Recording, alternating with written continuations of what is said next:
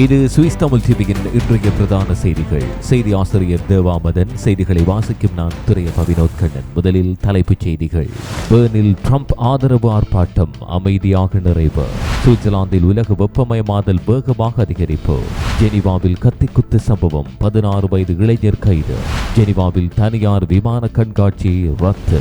சுவிட்சர்லாந்தில் வார தொடக்கத்தில் குளிர், வார நடுப்பகுதியில் வெப்பம் உயரும். இதுவரைக்கும் சுவிஸ் தமிழ் டிவி யூடியூப் சேனலை சப்ஸ்கிரைப் செய்யாமல் பார்த்துக் கொண்டிருக்கக்கூடிய அன்பான சொந்தங்கள், எங்களுடைய சேனலை சப்ஸ்கிரைப் செய்து எங்களுக்கான ஆதரவுகளை வழங்குமாறு கேட்கிறோம். தொடர்பான விரிவான செய்திகள். ஹாய் சுவிஸ் தமிழர்களே, இத்தாலியிலிருந்து இறக்குமதி செய்யப்பட்ட சோஃபாஸ், கட்டில் மற்றும் மெத்தை அலுமாரி எல்லாவற்றையும் மலிவு விலையில வாங்க வேண்டுமா? இன்னும் எதுக்கு யோசிக்கிறீங்க? உங்கள் வீடுகளுக்கு இலவசமாக டெலிவரி செய்வதோடு பொருத்தியும் தருகிறோம். மாடர்ன் மெர்பிள் GmbH, சுவிஸ் தமிழர்களின் நன்மதிப்பை வென்று வெற்றி நடை போடும் தமிழர் நிறுவனம்.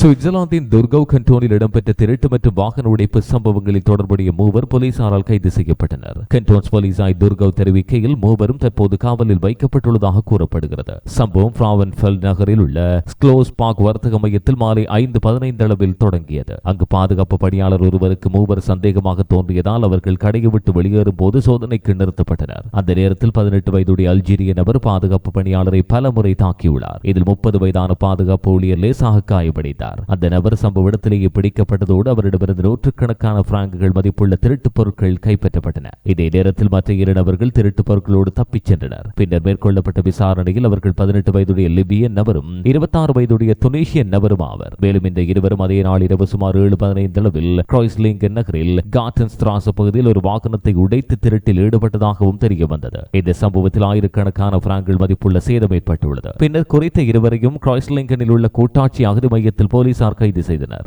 இந்த வழக்கில் ஃப்ராவன்ஃபெல்ட் அரசு தரப்பு விசாரணையை தொடங்கியது. இந்த சம்பவமானது சமீப காலங்களில் சுவிட்சர்லாந்தில் அதிகரித்து வரும் சிறிய மற்றும் நடுத்தர அளவிலான குற்ற செயல்களை மீண்டும் வெளிப்படுத்துகிறது.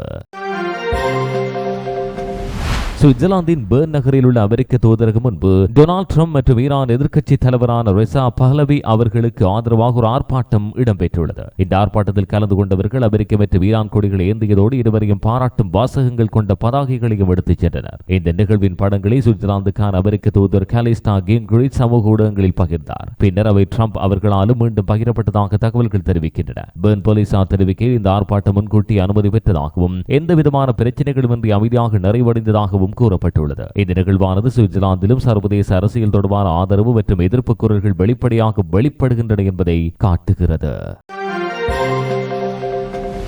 சுவிட்சர்லாந்தில் சொந்த வீடு வைத்திருப்பது நாளுக்கு நாள் குறைந்து வருவதாக புதிய சொத்து சந்தை ஆய்வு தெரிவிக்கிறது. தற்போது மக்கள் தொகையில் 1/3 பகுதியை விட சற்றே அதிகமானோர் மாத்திரமே தனி வீடுகளில் வசிக்கின்றனர். இது 2010ஆம் ஆண்டிலிருந்து சுமார் 38% குறைந்துள்ளது. ஆய்வு செய்யப்பட்ட 40 நாடுகளில் சுவிட்சர்லாந்து கடைசி இடத்தில் இருக்கிறது. நிபுணர்கள் கூறுவதாவது, அதிகமான தேவையும் குறிப்பாக நகரப்பகுதிகளில் நிலத்தின் விலை வேகமாக உயர்வதும் இந்த நிலைக்கு முக்கிய காரணங்களாகும். உயர்ந்த வருமானம் இருந்தாலும் கூட பல குடும்பங்களுக்கு வீடு வாங்குவது இன்னும் சாத்தியமற்றதாக மாறி வருகிறது. அதேவேளை மக்கள் மத்தியில் தோட்டம் அல்லது வெளிப்புற இடத்தோடு கூடிய வீடுகளுக்கான விருப்பம் இன்னும் அதிகமாகவே உள்ளது. ஆனால் அந்த கனவு பெரும்பாலான குடும்பங்களுக்கு எட்டாக்கனியாகவே உள்ளது. இந்த நிலைமை சுவிட்சர்லாந்தில் வீட்டு வசதி மற்றும் நில விலை உயர்வு தொடர்பான சவால்கள் தொடர்ந்து அதிகரித்து வருவதை வெளிப்படுத்துகிறது.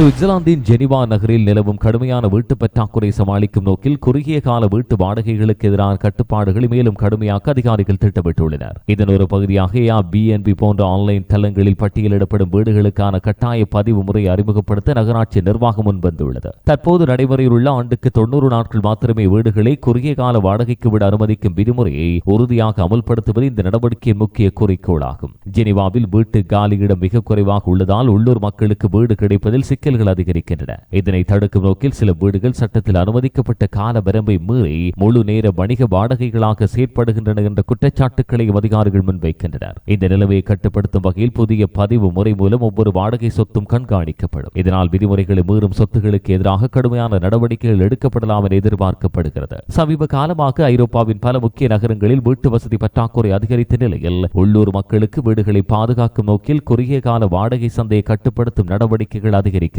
ஜெனிவாவின் இந்த புதிய முயற்சியும் அதே போக்கின் ஒரு பகுதியாக பார்க்கப்படுகிறது.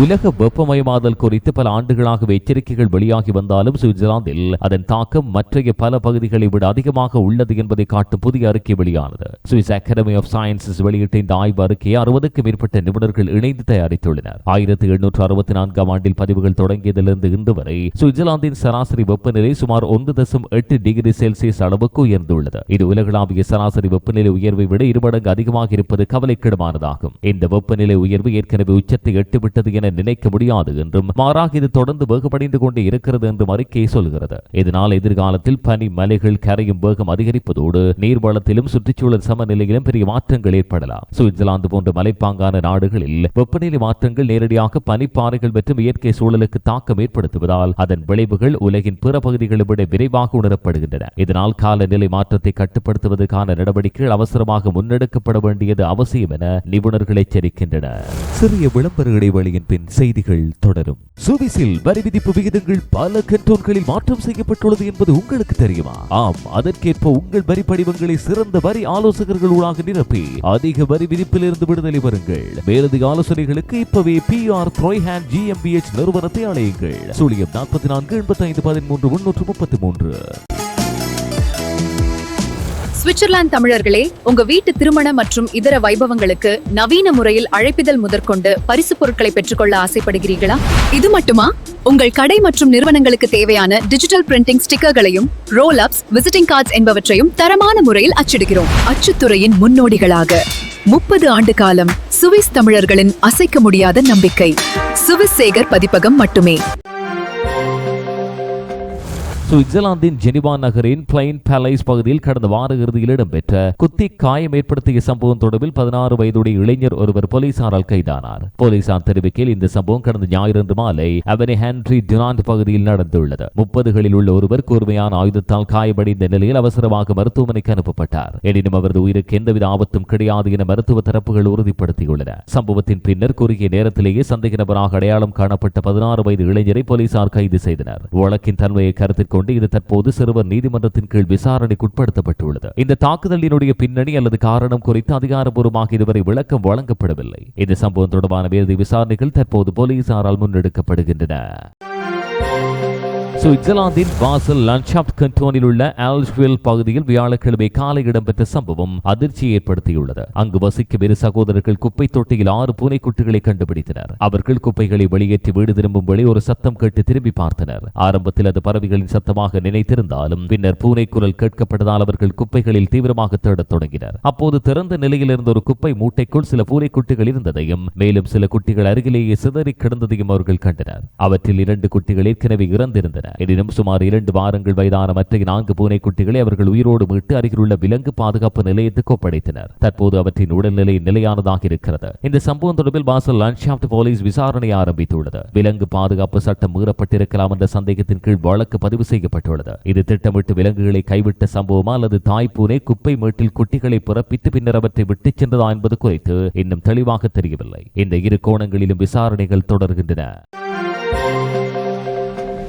சுவிட்சர்லாந்தின் ஜெனிவா நகரில் இடம்பெற இருந்த முக்கியமான தனியார் விமானத்துறை கண்காட்சி இந்த ஆண்டுக்கு ரத்து செய்யப்பட்டுள்ளதாக அறிவிக்கப்பட்டது. ஐரோப்பிய வணிக விமான போக்குவரத்து மாநாடு மற்றும் கண்காட்சி என அறியப்படும் European business aviation convention and exhibition June மாதத்தின் பாலெக்ஸ்போ மையத்தில் இடம்பெற திட்டமிடப்பட்டது. ஆனால் இந்த நிகழ்விற்கு முன்பை போல போதுமான ஆர்வம் இல்லாததால் அதை நடத்துவது சாத்தியமில்லை என ஏற்பாட்டாளர்கள் தெரிவித்தனர். 2001 ஆண்டிலிருந்து தனியார் விமானத்துறைக்கான முக்கிய சந்திப்பு மேடையாக விளங்கிய இந்த கண்காட்சி அண்மைய காலங்களில் பல சவால்களை கொண்டுள்ளது. சந்தை நிலைமைகளில் ஏற்பட்ட மாற்றங்கள், பங்கேற்பாளர்கள் குறைவடைதல், மேலும் உலகளாவிய பொருளாதார மற்றும் அரசியல் அழுத்தங்கள் ஆகியவை இந்த முடிவிற்கு காரணமாக கூறப்படுகின்றன. அதேவேளை சுற்றுச்சூழல் பாதுகாப்பு அமைப்புகளின் எதிர்ப்பும் அதிகரித்துள்ளது. குறிப்பாக தனியார் விமான பயணங்கள் சுற்றுச்சூழலுக்கு தீங்கு விளைவிக்கின்றன என்ற காரணத்தால் இத்தகைய சேவைகளை முற்றிலும் நிறுத்த வேண்டும் என்ற கோரிக்கையும் வலுக்கிறது. இந்த நிலையில் நீண்ட காலமாக இடம்பெற்று வரும் இந்த கண்காட்சி ரத்து செய்யப்பட்டிருப்பது தனியார் விமானத்துறையின் தற்போதைய நிலையை பிரதிபலிக்கிறது.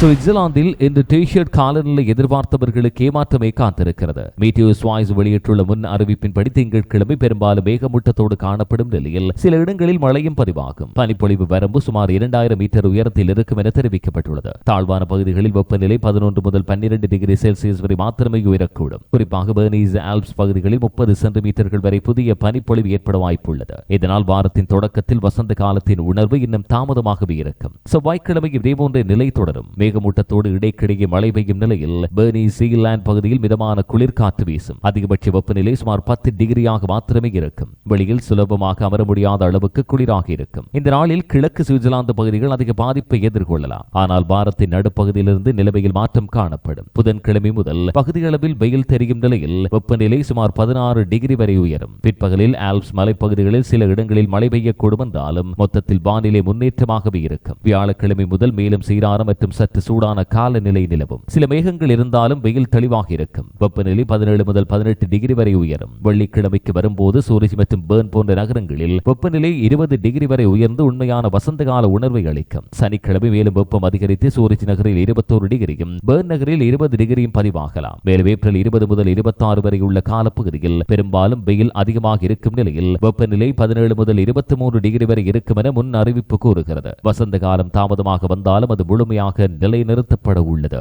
இந்த சுவிஸ் தமிழ் டிவியின் இன்றைய பிரதான செய்திகள் நிறைவுக்கு வருகின்றன. இதுபோன்ற மேலதிக செய்திகளை பார்வையிட எங்களுடைய இணையதளமான swissthamil24.com அணுகுங்கள்.